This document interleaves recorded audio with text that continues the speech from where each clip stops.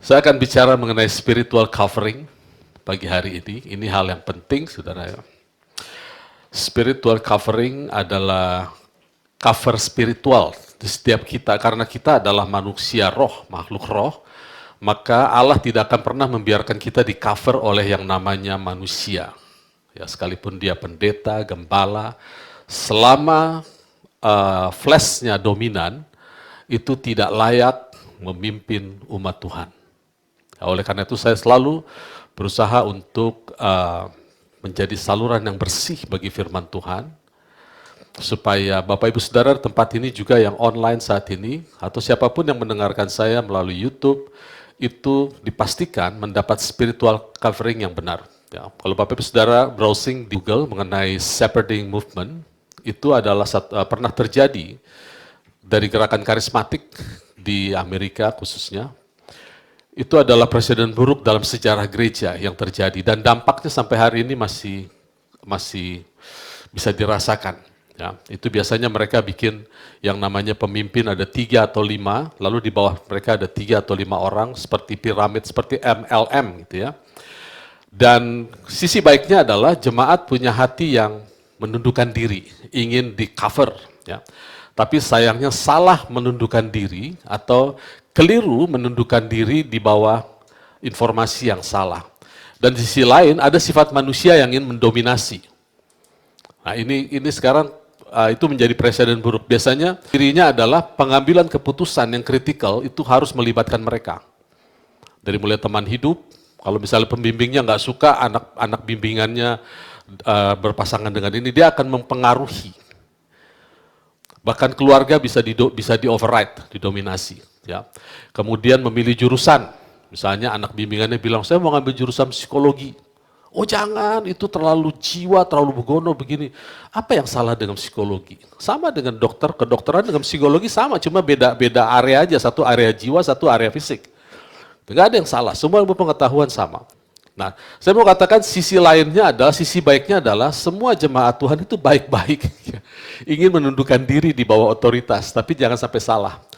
Menundukkan diri. Oleh karena itu, saya coba gali. Ya, kalau Bapak Ibu Saudara ingin jauh lebih dalam mengenai shepherding movement, bisa googling.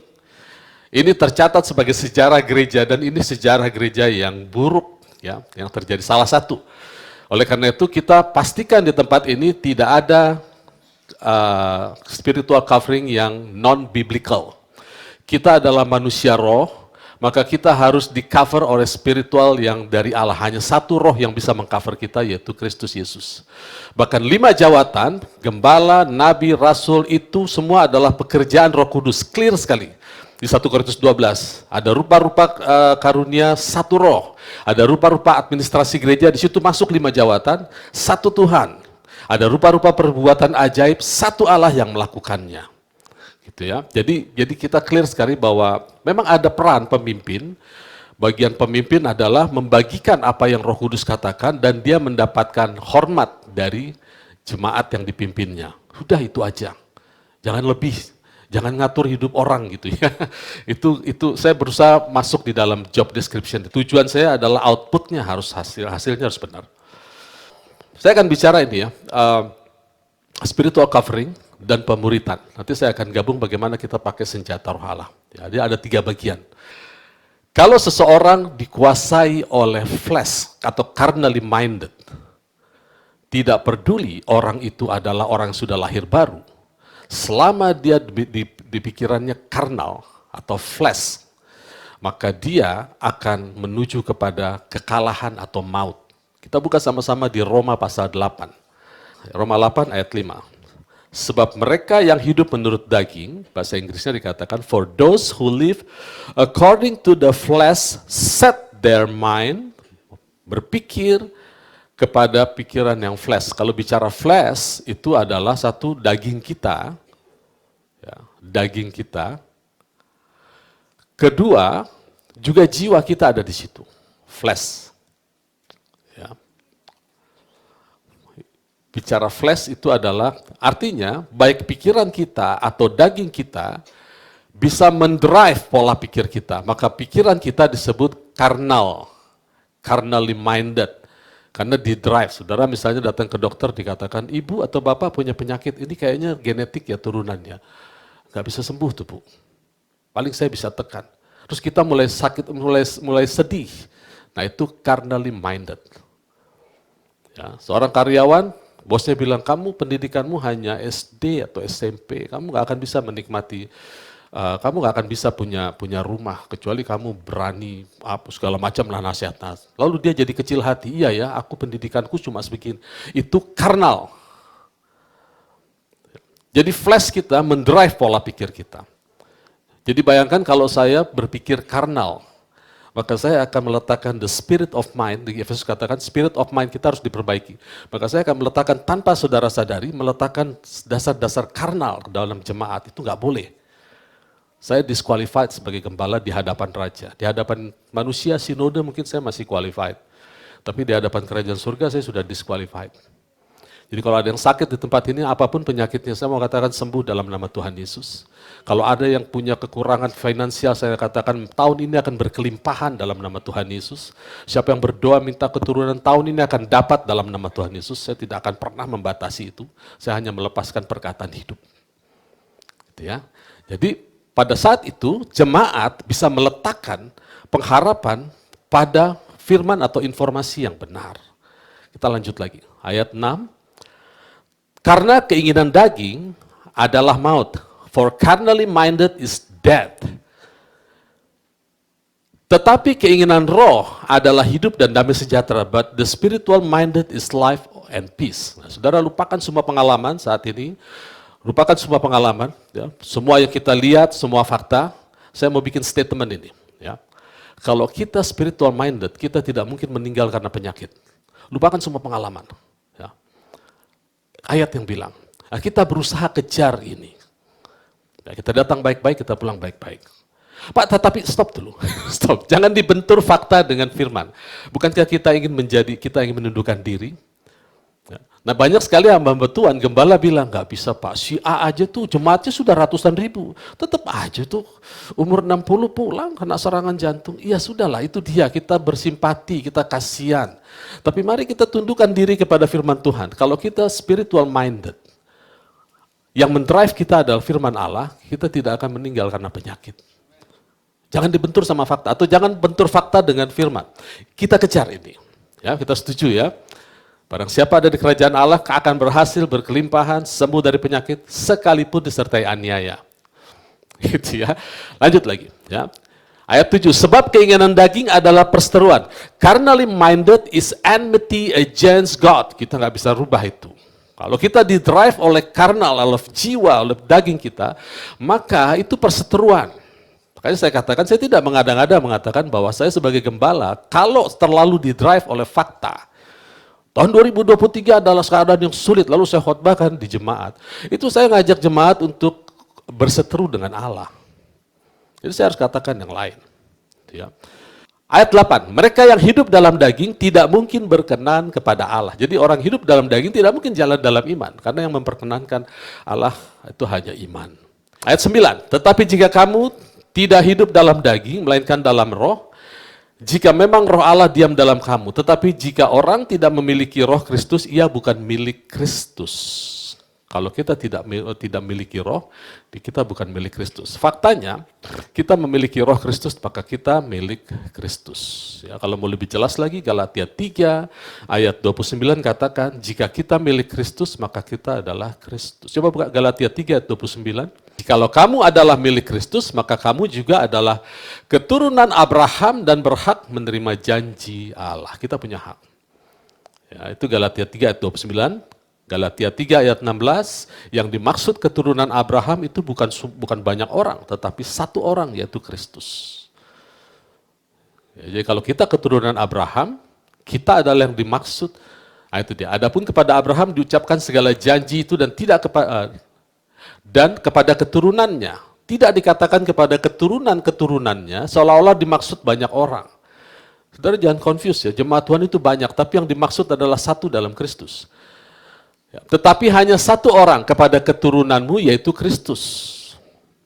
Jadi keturunan Abraham yang dimaksud Kristus. Jadi kalau kita milik Kristus, kita punya roh Kristus, kita adalah keturunan Abraham, maka kita adalah Kristus. Cukup masuk akal karena kalau kepalanya Kristus, anggota tubuhnya Kristus. Ya, selesai di bagian pola pikir atau spirit of mind. Ya, yang mengcover kita harus roh, karena kita adalah manusia roh. Sekarang saya masuk ke pemuritan.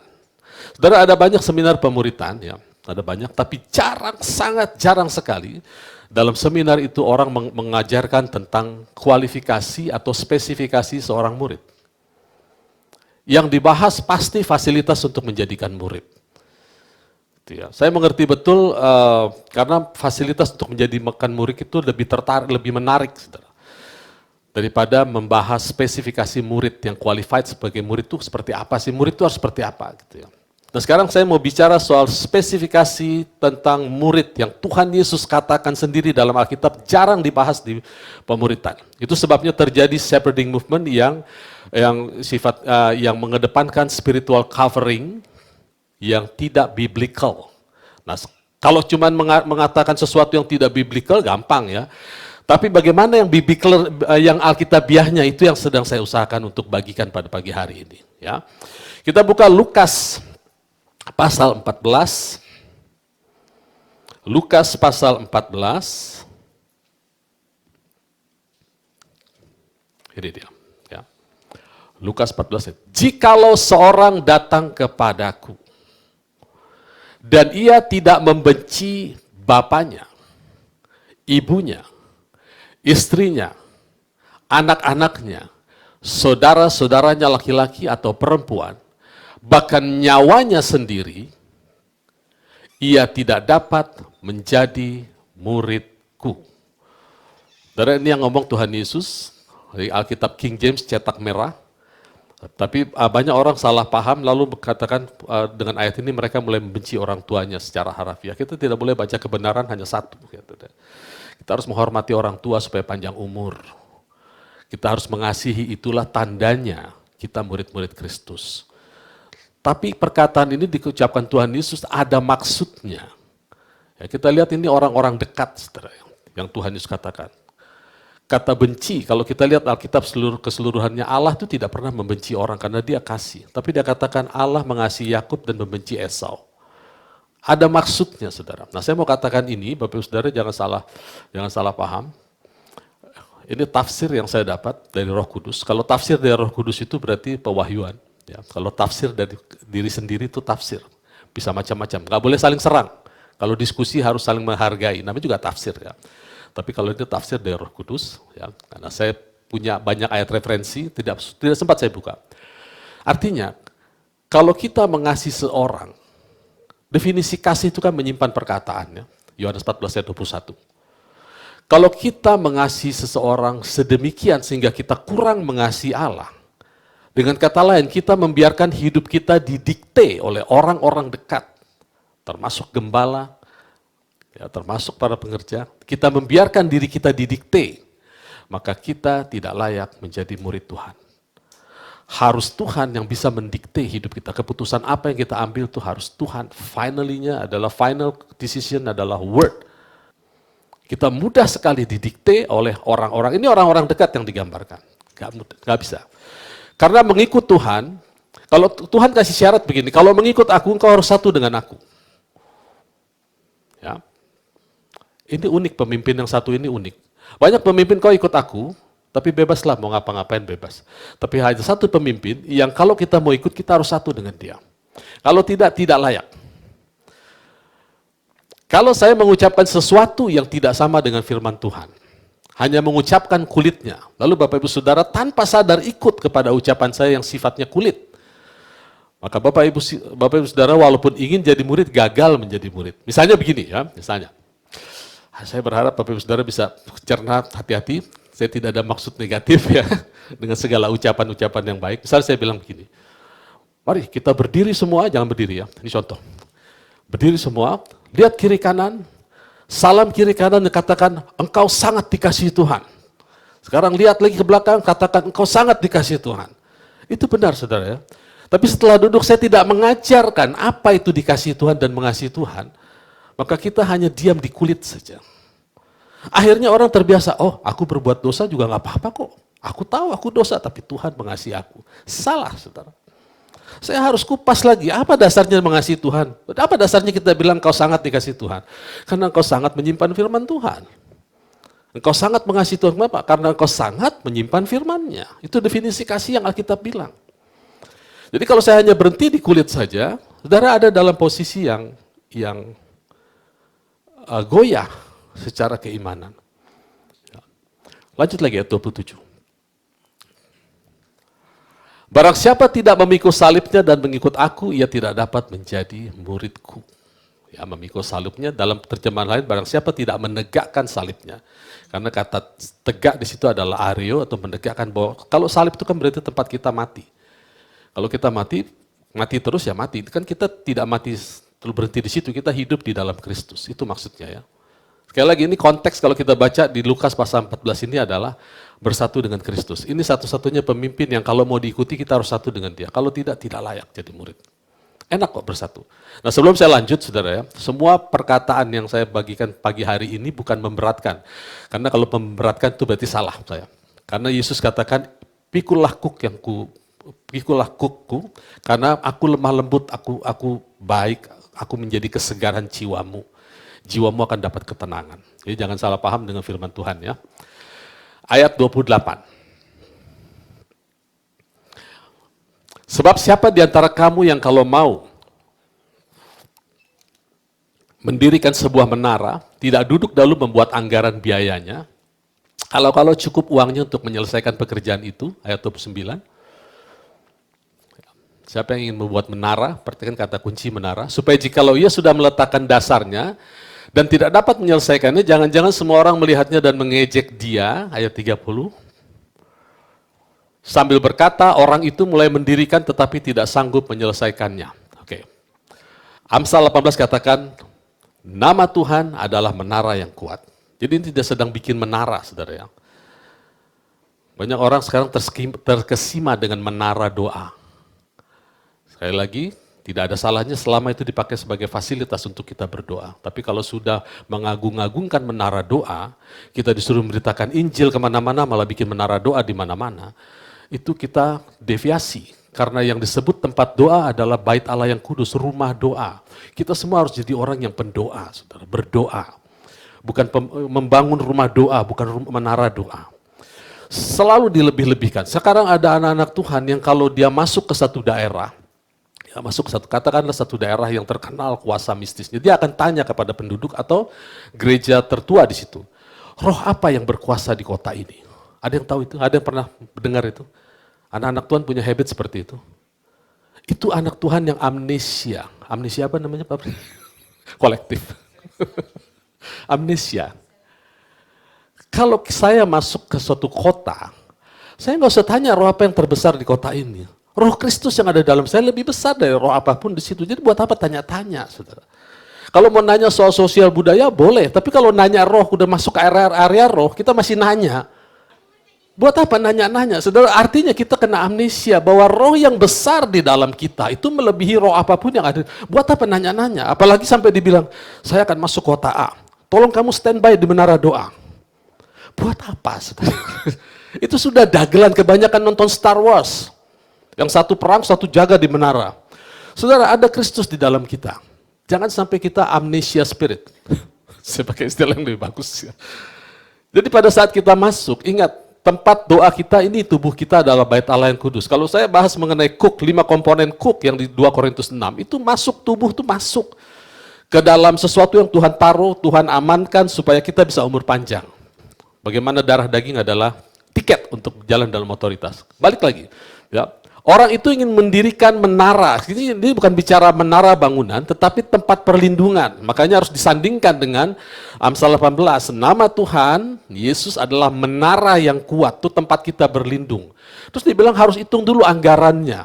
Jangan-jangan kita meletakkan dasarnya. Paulus katakan, dasar yang diletakkan hanya satu, Kristus. Kemudian setiap orang harus hati-hati membangun di atasnya. Entah dengan emas, entah dengan perak, entah dengan jerami. Itu tugas kita. Itu yang dimaksud hitung-hitungan. Jadi bukan kita bayar harga tanpa mengerti apa yang kita bayar. Yang kita bayar adalah untuk mendapatkan sesuatu. Ya, kita melepaskan sesuatu untuk mendapatkan sesuatu. Melepaskan pikiran lama untuk mendapatkan pikiran Kristus. Supaya menaranya jadi, tempat perlindungannya. Waktu kita pakai nama Yesus, nama itu bermanfaat atau bekerja dengan dahsyat. Kita nggak bisa sangkal itu bahwa nama Yesus adalah kunci untuk melepas dan mengikat. Apa yang dikerjakan? Kerajaan surga sudah disediakan, kuncinya yaitu nama Yesus. Tapi kalau kita biasa menggunakan nama itu secara sia-sia, begitu kita bilang nama Yesus nggak bekerja, ya salahnya kita sendiri. Kuncinya KW. Gitu ya. Karena nama itu diberikan kepada kita untuk mendapatkan seluruh janji Allah. Allah itu sungguh-sungguh. Gitu. Jadi nama Yesus menara yang kuat, hitung-hitung dulu. Kalau kita mau ikut Tuhan Yesus, mau nggak kita lepaskan? Banyak anak-anak Tuhan yang nggak mau lepas bagian pikirannya tertentu yang nggak mau dilepas, tapi mau berjalan dalam kuasa, nggak bisa. Ya. Di zaman shepherding movement, orang-orang yang terkena ini, saya tidak bicara di Indonesia, di seluruh dunia kena dampaknya, saudara. Pada waktu mereka menghadapi masalah, lalu firman Tuhan bilang A, kemudian dia datang pada gembalanya bilang jangan itu, yang diikuti gembalanya kok. Padahal firman Tuhan jelas-jelas bilang jangan. Gembalanya yang didengar sama pemimpin-pemimpin rohaninya. Ini yang saya sebut dengan deviasi. Tidak kuat berdiri dalam firman Tuhan. Karena gembala itu bisa satu kali dia menjadi karnal. Di lain sisi dia menjadi spiritual. Bisa gonta-ganti. Sementara menjadi murid itu hukumnya wajib. Dan nyaman. Nyaman. Dimanapun kita bergereja, menjadi murid itu harus. Kalau satu gereja tidak menanamkan program pemuritan, bahaya. Ya, karena hanya murid yang bisa lepas dari penyakit, dari masalah keuangan, dari segala masalah. Hanya murid yang bisa mewarisi janji-janji Allah. Itu firman Tuhan, bukan firman saya. Ya. Itu menara. Lanjut lagi. Ayat 31. Atau raja manakah yang kalau mau pergi berperang, melawan raja lain, tidak duduk dulu mempertimbangkan apakah dengan 10.000 orang ia sanggup menghadapi lawan yang mendatanginya dengan 20.000 atau dengan 20.000 orang, pokoknya hitung-hitungan ya.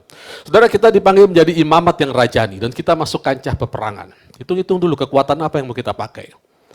Mau kekuatan kita sendiri, kalau nggak kuat ya sudah minta maaf, kan itu dibilang konteksnya ya. Tapi kan yang bersama dengan kita adalah raja segala raja. Jangan mundur, saudara. Jadi pada waktu kita mau menghadapi peperangan, kan kita disuruh begini, ujilah dirimu sendiri, apakah engkau tidak kuat di dalam Kristus. Kalau tidak begitu, engkau tidak akan kuat berdiri. Jadi uji diri sendiri. Itu maksudnya hitung-hitungan di konteks ini. Ya, jadi sekali lagi, menjadi murid itu adalah sesuatu yang harus dan itu sebetulnya menyenangkan. Sebetulnya setiap orang ingin menjadi murid. Cuma karena nggak tahu caranya, cuma tahu bahayanya kalau nggak pemuritan, nggak boleh pelayanan. Di sini nggak akan terjadi seperti itu, saudara. Karena saya tidak akan membesar-besarkan fungsi Bapak Rohani. Tidak akan pernah. Karena seorang murid bisa menjadi Bapak Rohani yang baik. Oleh Injil. Coba ambil Bapak Ibu Saudara perhatikan. Seorang murid bisa menjadi Bapak Rohani yang baik. Tapi seorang Bapak Rohani belum tentu menjadi murid. Setuju ya? Ada banyak orang yang sudah senior dalam Kristus tidak lagi menjadi murid. Mereka menjadi budak atau servant dari pengalamannya. 1 Korintus 4 ayat 15. Sebab sekalipun kamu mempunyai beribu-ribu pendidik dalam Kristus, kamu tidak mempunyai banyak bapa karena akulah dalam Kristus Yesus yang telah menjadi bapamu oleh Injil yang kuberitakan kepadamu. Coba kita perhatikan satu persatu ayat. Kamu mempunyai banyak beribu-ribu pendidik dalam Kristus. Itu setiap kita harus punya beribu-ribu pendidik dalam Kristus. Bahasa Inggrisnya bilang, many instructor in Christ loh. Karena kebenaran itu akan kita dapat dari banyak pendidik dalam Kristus. Tetapi walaupun begitu, akulah kata Paulus yang dalam Kristus Yesus telah menjadi bapamu, atau bahasa Inggris coba switch ke King James. King James bilang begini, akulah yang melahirkanmu oleh Injil. Ya. For in Christ Jesus I have begotten you through the gospel. Jadi tetap yang melahirkan kita adalah gospel. Tapi kan gospel tidak bicara sendiri, saudara. Ada orang, ada lidah yang mengucapkannya. Dalam hal ini Paulus bicara kepada Korintus. Kenapa dia harus bicara seperti ini? Karena Korintus itu manusia sekalipun beroperasi dengan rupa-rupa karunia, dia tidak berkekurangan satu apapun. 1 Korintus 1 bilang begitu. Jemaat ini jemaat yang kaya, ya. Kotanya tuh mirip Jakarta sekarang lah, kota pelabuhan. Kaya, banyak karunia bekerja, tapi mereka adalah manusia flesh. 1 Korintus 3 ayat 1. Kita mundur satu pasal, 1 Korintus 3 ayat 1. Ini kuncinya. Ini kan kalau zaman dulu kan 1 Korintus nggak ada ayat-ayatnya, nggak ada pasal-pasalnya, nyambung suratnya. Nah 1 Korintus 3 ayat 1, bahasa Indonesia aja nggak apa-apa. Dan aku saudara-saudara, pada waktu itu tidak dapat berbicara dengan kamu seperti dengan manusia rohani. Bayangkan saudara. Kalau kita baca di pasal 1, ini gereja yang bertumbuh dalam karunia, tidak kurang satu karunia apapun. Tetapi hanya dengan manusia duniawi, ini gereja ini sudah dibaptis roh, sudah baptisan roh. Jadi satu saat saya akan bicara mengenai baptisan roh ya. Jangan ada yang merasa tertuduh, saya belum dibaptis roh Pak, belum bisa berjalan dalam karunia. Salah saudara, nanti saya akan kupas tuntas semua ayatnya. Ini salah satu contoh, jemaat yang sangat karnal sekalipun berjalan dalam rupa-rupa karunia. Tapi isinya gontok-gontokan, merasa siapa yang paling besar. Aku ikut Paulus, aku ikut, punya pemimpin masing-masing, punya idola. Punya spiritual covering masing-masing, itu yang nggak boleh saudara. Ya. Jadi kamu masih belum dewasa dalam Kristus, makanya 1 Korintus 4 ayat 15 tadi menasihatkan seperti itu. Ya, sekarang balik lagi 1 Korintus 4 ayat 16, terusan ayat yang tadi. Nanti saudara akan lihat konteksnya ya, bahwa yang melahirkan kita adalah tetap Injil. Tapi ada orang-orang yang memberitakan Injil. Lalu Paulus bilang begini, sebab itu aku menasihatkan kamu turutilah teladanku. Ini kan kata-kata untuk anak-anak. Bukankah kita bapak ibu bilang sama anak, nah ikuti papa ya, ikuti papa. Kalau anak-anaknya sudah umur 30, 40, masih kita bilang begitu? Enggak, karena orang yang sama, Paulus berkata, ikutilah teladan Allah, jadilah the imitators of God. Efesus 5 ayat 1 bilang begitu, nggak usah dibuka. Ya, jadilah pengikut Allah. Di ayat lain 1 Korintus juga, jadilah pengikutku seperti aku mengikuti Kristus. Jadi konteksnya dia bilang begini, dia tidak sedang mengedepankan fungsi Bapak rohani. Sekali lagi Bapak rohani itu ada tapi nggak penting. Karena seorang murid bisa menjadi Bapak rohani yang baik, tapi Bapak rohani belum tentu bisa menjadi murid yang baik di hadapan Tuhan. Judge kita adalah Allah. Ya, jadi ini sedang bicara, kamu itu yang beritakan Injil, kata Paulus kepada jemaat di Korintus, yang beritakan Injil kepadamu membuat kamu kenal Kristus itu aku. Dengerin aku dong, ikuti aku. Jangan bilang ikut Paulus, ikut Petrus, segala macam. Itu maksudnya, konteksnya di situ. Tapi untuk jemaat yang dewasa di Efesus, Paulus bilang, ikuti Allah. Jadilah pengikut Allah, the imitators of God. Dia tidak mengedepankan lagi aku. Bahkan dia katakan, hidupku bukan aku lagi, tapi Kristus hidup di dalamku. Jadi kalau ada yang mau ikuti aku, kata Paulus, aku akan pastikan aku pengikut Kristus. Kalau enggak usah. Ya. Jadi saya berharap Bapak Ibu Saudara di tempat ini khususnya, juga yang online, mengerti ya. Karena covering spiritual kita harus spirit, namanya juga covering spiritual. Harus spirit, bukan manusia. Kita akan deviasi kalau kita di cover oleh manusia, mulai diatur. Ya hari Rebo kita ada 2 malam, yang nggak datang nggak boleh pelayanan. Hari ini semua pusatnya aktivitas, tapi spirit kita, jiwa murid kita yang menerima janji-janji Allah tuh kurang, saudara. Ada masalah keuangan, kalah. Ada masalah penyakit, kalah. Ada masalah perseteruan, kalah. Berantem terus. Itu yang terjadi di Korintus, ribut, berantem. Yesus bilang, hendaklah kamu saling mengasihi. Dengan demikian orang tahu kamu adalah muridku. Itu syarat murid. Ya. Kita buka lagi sekarang. Ini seru-seru, saudara. Tapi kalau kita memberitakan Injil sampai orang lahir baru gara-gara kita, ya udah terima aja, kita jadi Bapak rohani yang melahirkan mereka oleh Injil. Kita buka ayat Yohanes 8 ayat 31. Yohanes 8 ayat 31. Maka katanya kepada orang-orang Yahudi yang percaya, jikalau kamu tetap dalam firman-Ku, kamu benar-benar muridku. Jadi murid itu bukan status. Ya. Tuhan Yesus tidak katakan, jikalau kamu punya pembimbing, maka kamu adalah muridku. Tidak. Jikalau kamu tetap dalam firman-Ku, kamu adalah benar-benar muridku. Jadi murid itu adalah status spiritual, bukan status keanggotaan jemaat. Kita bisa menjadi murid Kaitkan ayat ini dengan carnally minded dan spiritual minded. Ya, pada saat kita spiritual minded, kita murid. Pada saat kita carnally minded, kita bukan murid. Jadi bisa on off. Bisa begitu Pak? Ya definisinya begitu, saya mau bilang apa lagi. Ya, banyak anak-anak Tuhan yang pada ujung karirnya, umur 50-60 sudah merasa jago, bikin statement yang aneh-aneh yang tidak ada di Alkitab. Nah itu dia tidak lagi murid. Karena karnal sudah. Ayat 30 udah bilang apa? Ini murid ya. Murid itu akan tahu kebenaran dan kebenaran itu memerdekakan. Jadi yang bisa dimerdekakan oleh firman Tuhan itu hanya murid. Hanya murid. Kemudian kita buka lagi soal murid sebelum kita masuk tentang perlengkapan rohani. Ayat 30,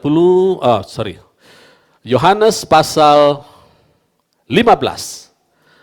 Yohanes pasal 15 ayat 7, jikalau kamu tinggal di dalam aku dan firmanku tinggal di dalam kamu, ya harus kedua belah pihak ditinggali ya. Kita percaya kepada Tuhan, kita tinggal di dalam Tuhan. Tapi Tuhan juga ingin dia, karena dia itu bukan hanya person, tapi dia firman. Tuhan itu firman. Juga Tuhan ingin firmannya tinggal di dalam kita. Ya. Minta apa saja yang kamu kehendaki dan kamu akan menerima. Jadi murid adalah orang yang mendapatkan jawaban doa janji-janji Allah. Semua kan ingin dapat janji Allah kan? Jadilah murid. Jadilah murid. Ayat 8. Dalam hal inilah Bapakku dipermuliakan, yaitu jikalau kamu berbuah banyak dan demikian kamu adalah murid-muridku. Oke, ya. Jadi pertama, saya bicara bagian pertama tadi, carnally minded, spiritually minded. Kita harus spiritual minded, oleh karena itu kita perlu covering, spiritual covering yang spirit, ya, bukan ajaran manusia. Untuk apa itu? Supaya kita menjadi apa yang Tuhan rindukan, murid, bukan konsep menjadi murid. Ya, puji Tuhan sih nanti kalau kita bisa adakan satu orang memuridkan 4, saya dulu di ITB itu kami dimuridkan dan memuridkan. Ya, itu formatnya, format yang baik. Ya, tetapi tidak menjamin kita menjadi murid yang baik. Karena banyak juga para murid yang lebih memegang perkataan pembimbingnya daripada perkataan firman Tuhan. Ya, dulu yang paling populer, kalau ada murid tiba-tiba berbahasa roh, dikeluarkan dari persekutuan itu. Padahal bahasa roh ada di Alkitab. Jadi nggak ada yang takut sama firman Tuhan. Apa itu bahasa roh? Memang ada penyelewengan dalam bahasa roh, tapi jangan begitu dong ya, jangan ngata-ngatain Tuhan dengan bahasa setan ya. Akhirnya hendaklah kamu kuat di dalam Tuhan, di dalam kekuatan kuasanya. Ya.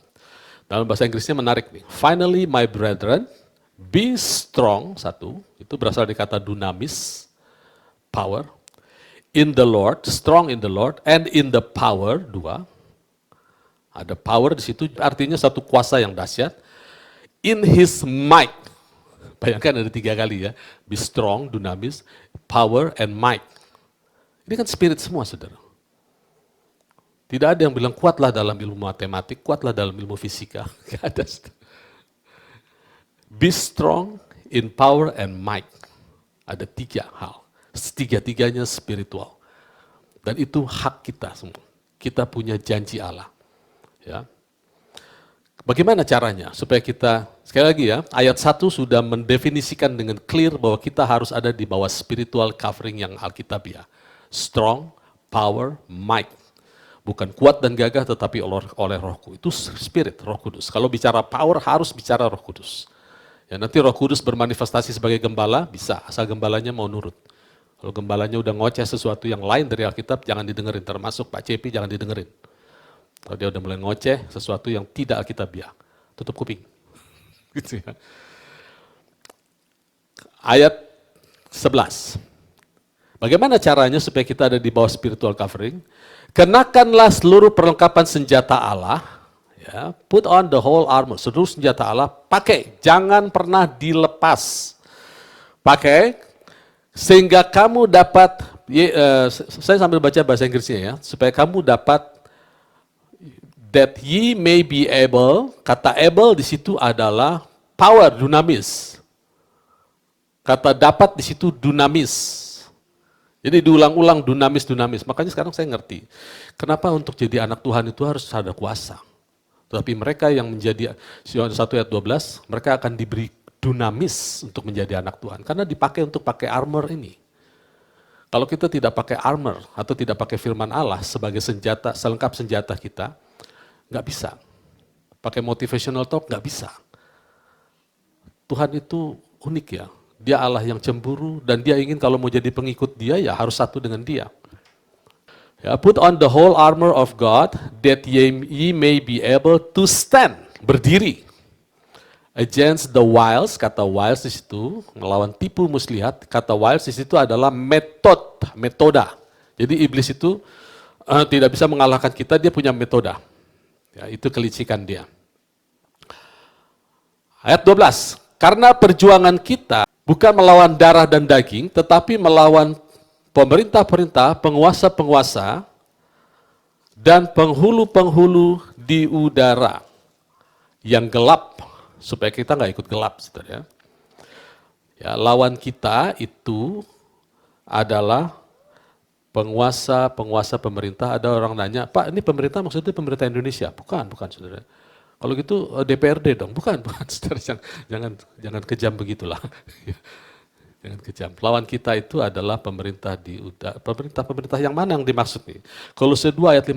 Buka sebentar Kolose 2 ayat 15. Supaya kita tahu kondisi lawan kita. Kolose 2 ayat 15 bilang begini. Ini lawan kita nih yang begini nih. Ya. Ia telah melucuti. Nah, jadi lawan kita tuh sudah dilucuti. Pemerintah-pemerintah penguasa menjadikan mereka tontonan umum dalam kemenangan Yesus atas mereka. Ya. Jadi jangan lagi kita mempertontonkan kemenangan mereka. Jadi jangan lagi ada orang, kalau Bapak Ibu Saudara ada yang membuka pelayanan di satu kota, jangan tanya, roh apa yang berkuasa di sini? Itu kita amnesia. Roh kita lah yang berkuasa, karena Roh Kudus ada dalam kita terlebih besar daripada roh di kota ini. Tapi kalau kebiasaan-kebiasaan apa ya silakan. Itu kan habit manusia, ya bisa kita rubah. Fakta bisa dirubah. Tapi kalau bicara spiritual, jangan sampai kita amnesia. Saya dengan Pak Fredrik masuk ke Cibubur, nggak tanya-tanya roh apa di sini yang menguasainya. Karena kita tahu roh kami besar di dalam Tuhan. Ya, jadi lawan kita itu sudah dilucuti. Jangan lagi bilang, Tuhan kami hancurkan roh ini, kami hancur. Makin babak belur dia udah makin terkapar-kapar, kita aja nggak bergerak-bergerak gitu ya. Ya nggak jadi apa-apa. Ya, sekarang langsung ke ayat 13. Sebab itu ambillah seluruh perlengkapan senjata Allah supaya kamu dapat muncul lagi di sini. Sebab itu ambil seluruh perlengkapan senjata that ye may be able, muncul lagi dunamis. Dia berkali-kali dikatakan dunamis. Kita harus pakai tuh spiritual covering kita, dunamis, power, otoritas pakai.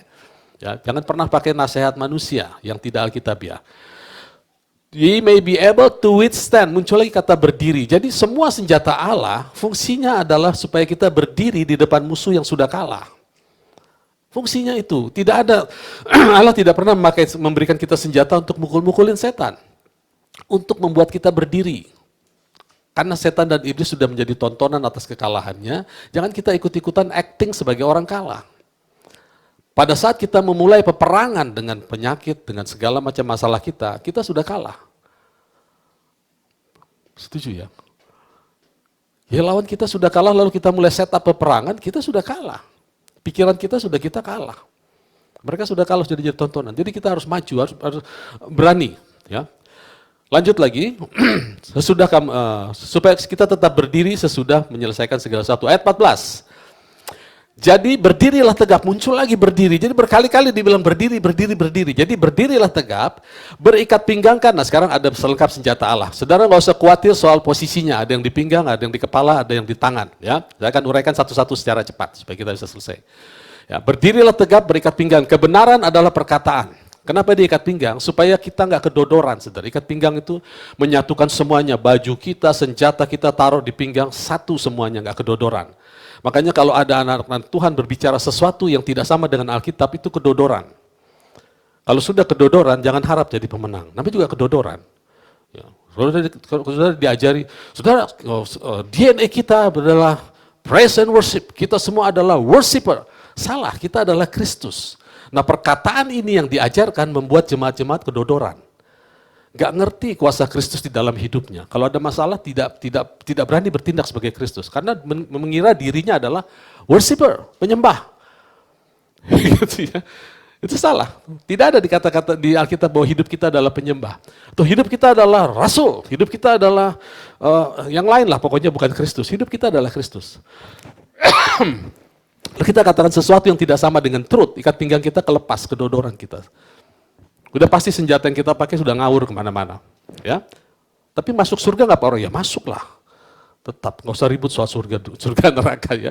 Di mana ada Kristus ya, nggak mungkin Kristus di dalam kita membawa kita ke dalam neraka. Masa Kristus di neraka?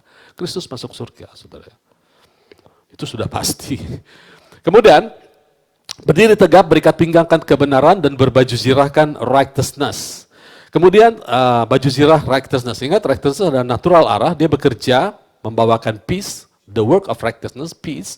Kemudian efeknya kita menjadi pasti. Dengan kata-kata kebenaran kita pasti. Kemudian dilanjut di situ, kakimu berkasutkan kerelaan untuk memberitakan Injil damai sejahtera. Ya, kalau kita bicara kasut, saya coba browsing. Bapak Ibu nanti bisa browsing kasut di zaman abad pertama, kasut Romawi, itu unik. Saudara. Seperti kasut, seperti sepatu pemain bola, ada duri-durinya, ada besi-besinya. Jadi sekali dia nempel, dia nggak akan kepleset. Maka orang yang kuat di dalam truth, perkataan truth, kontainer spiritnya penuh dengan firman, tahu bahwa dia adalah kebenaran Allah, punya natural Allah, itu lebih berani memberitakan Injil. Kayak apa sih Pak memberitakan Injil? Ya kayak Tuhan Yesus lah. Tuhan Yesus nggak pernah bilang, kamu sudah terima Kristus? Pernah Tuhan Yesus datang satu daerah, kamu sudah terima Kristus? Kerjakan yang baik, orang sakit sembuhkan, orang miskin tolong. Itu beritakan Injil damai sejahtera. Kok kamu bisa begitu? Kerajaan Allah ada dalamku, supply yang terbesar ada dalamku. Gitu aja saudara. Nanti di penjara nggak Pak? Ya di penjara kalau kita ngomong sembarangan. Pasti di penjara, sudah ditangkap. Kalau dia nanya, baru kita jawab. Kuasa itu. Dengan kuasa apa sih? Baru kita jawab. Kita beritakan Injil. Ya, sekali nancap, nggak kepleset. Itu kasut. Bisa browsing nanti di Google ya. Sandals in the first century. Ada gambarnya, bagus. Kalau masih ada saya mau beli itu. Bagus, udah nggak akan kepleset. Lanjut lagi, dalam segala keadaan pergunakan perisai iman, sebab dengan perisai itu kamu dapat memadamkan semua panah api si jahat. Sudah perhatikan? Iman itu ada suaranya, ya, suaranya disebut the voice of truth. Di dalam kita ada iman, ada suara, tapi iman yang sebagai perisai itu nggak ada suaranya. Tapi dia tahu dia kena masalah. Semua panah berarti kena tang tung, tapi dia tidak bersuara, tidak komplain. Jadi kalau orang beriman itu tidak komplain, tapi dia mengeluarkan suara kebenaran. Jadi ada dua nih, Galatia 5 ayat 22 bilang ada iman di dalam spirit kita. Salah satu buah roh itu adalah iman, bahasa Indonesia bilang kesetiaan, tapi bahasa Inggris bilang iman atau pistis. Itu ada suaranya, aku percaya sebab itu aku berkata-kata, tapi sebagai perisai itu nggak ada suaranya. Jadi kalau anak Tuhan kena masalah lalu bersuara, kasihan perisainya. Misalnya saya sebagai hamba Tuhan bilang, saudara tahun 2023 itu susah. Ya, jadi harus susah. Jadi dari dalam kena susah, dari luar kena resesi. Kan kasihan perisainya, saudara. Jadi rusak perisai kita. Makanya kita nggak boleh bersuara yang negatif. Karena yang ini udah nggak bersuara nih. Paling kena tang-tung, kena panah. Ya, jadi suara iman itu ada di dalam spirit, tapi sebagai perisai menangkis. Saudara kena apapun, diam aja udah. Diam. Dalam segala hal menggunakan perisai iman. Kemudian terimalah ketopong keselamatan, dalam 1 Tesalonika 5 ayat 8 dan 9 dikatakan ketopong itu adalah pengharapan. Terimalah ketopong keselamatan, pedang roh yaitu firman. Nah pedang roh, saudara, saya tutup dengan ini. Ya. Ini pedang roh, ini bukan pedang roh, saudara. Ini logos. Tapi logos yang kita ucapkan menjadi rema. Makanya Yakobus katakan jadilah pelaku logos. Tidak pernah Alkitab mengajarkan kita pelaku rema. Logos yang kita ucapkan menjadi rema. Jadi kita tidak melakukan rema, melakukan logos. Logos ini kalau kita ucapkan menjadi sesuatu yang hidup, yang aktif dalam hidup kita. Gitu ya. Makanya kita harus jadi pelaku logos, bukan rema. Jangan khawatir soal logos rema. Kalau kita diamkan dia tetap logos. Tapi logos ini dipakai, logos ini paling powerful, saudara. Pada mulanya adalah logos. Dan logos itu bersama-sama dengan Allah, dan logos itu adalah Allah. Bukan pada mula-mulanya adalah rema, dan rema bersama-sama dengan saudara. Jadi jangan bilang gini, aku nggak dapat rema, tapi dapat logos kan? Ya, pakailah logos. Jadi rema. Gitu. Tapi kalau Tuhan belum bicara, kan ada logos. Pakai logos. Dia jadi rema. Jadi kita harus aktif, saudara. Ya. Nah hidup saudara kalau sudah kayak begini, Kita buka 1 Tesalonika, kayaknya ada ayat yang bagus sekali. 1 Tesalonika 5 ayat 8 dan 9. Saya tutup dengan ini. 1 Tesalonika 5 ayat 8 dan 9. Tetapi kita adalah orang-orang siang, baiklah kita sadar, berbaju zirah iman dan kasih, berketopongkan pengharapan keselamatan. Oke, ketopong, kepala kita harus penuh dengan pengharapan. Ayat 9, karena Allah tidak menetapkan kita untuk ditimpa murka, tetapi untuk beroleh keselamatan oleh Yesus Kristus Tuhan kita, yang sudah mati untuk kita, ayat 10, yang sudah mati untuk kita, supaya entah kita berjaga-jaga, entah kita tidur, kita hidup bersama-sama dengan Dia. Kata kuncinya ayat 10, perlengkapan senjata Allah jangan dilepas. Lagi tidur pakai. Itu kan ayatnya bilang begitu. Kita tidur, kita bangun pakai. Makanya sebelum tidur renungkan firman Tuhan, jangan renungkan yang lain. Waktu bangun renungkan firman Tuhan. Itu kita ada di bawah spiritual covering yang alkitabiah. Jadi ada orang bilang, saya sih punya pembimbing, Pak Cepi pembimbing saya aman. Salah, saudara, nggak akan aman di bawah bimbingan saya. Kita hanya aman di bawah bimbingan spiritual atau covering Roh Kudus. Tidak boleh ada pemisahan antara kita dan Roh Allah. Dia taruh roh di dalam kita dengan cemburu. Artinya dia ingin lakukan semua. Jadilah pengikutku, artinya jadilah satu denganku. Selalu Tuhan Yesus itu selalu ingin dia yang nomor satu. Oke, puji Tuhan. Tuhan Yesus memberkati.